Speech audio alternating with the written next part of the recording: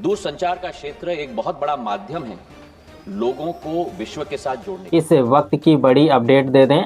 संचार साथी पहल पर राजनीति घमासान के बीच केंद्रीय दूरसंचार मंत्री ज्योतिरादित्य सिंधिया ने बड़ा बयान दिया है। उन्होंने अपने बयान में कहा है कि संचार साथी साइबर सुरक्षा का एक टूल है। इस एप्लीकेशन की सहायता से किसी भी प्रकार की जासूसी संभव नहीं है। पेश है एक रिपोर्ट। संचार साथी एक ऐसा ऐप है जिसके आधार पर जन भागीदारी के आधार पर आज देश की एक एक जनता और नागरिक अपने आप को सुरक्षित रख सकता है फ्रॉड से, स्टोलन मोबाइल से। अपने स्टोलन मोबाइल को रिकॉर्ड कर सकता है, रिपोर्ट कर सकता है। और 20 करोड़ हिट सर हमारे पोर्टल पे हुए हैं, करीब 1.5 करोड़ ऐप डाउनलोड हुए और इसी के आधार पर जन भागीदारी, इसकी सफलता, सॉफ्टवेयर तो हमने बनाई है सरकार ने, पर इसकी सफलता का श्रेय अगर किसी को जाता है तो जनता को जाता है सर, क्योंकि उनके उपयोग के आधार पर ही हम लोग सफल हो पाए।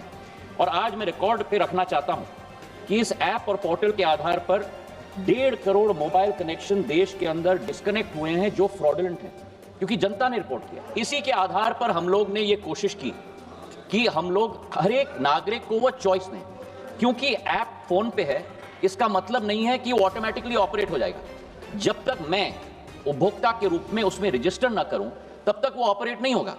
और मैं उपभोक्ता के आधार पर, जैसे मेरे फोन पर सर ढेर सारे ऐप्स होते हैं, मैं उस ऐप को भी दबा के मैं डिलीट कर सकता हूं।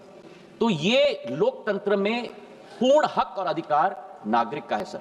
हम लोग ने केवल ये ऐप सभी को उपलब्ध कराने के लिए कदम लिया है।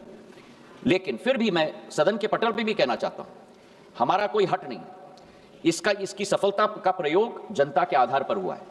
फीडबैक हमें मिलेगा, उस फीडबैक के आधार पर अगर उस ऑर्डर में भी हम लोगों को कोई चेंज लाना है उसके लिए भी हम लोग तैयार हैं।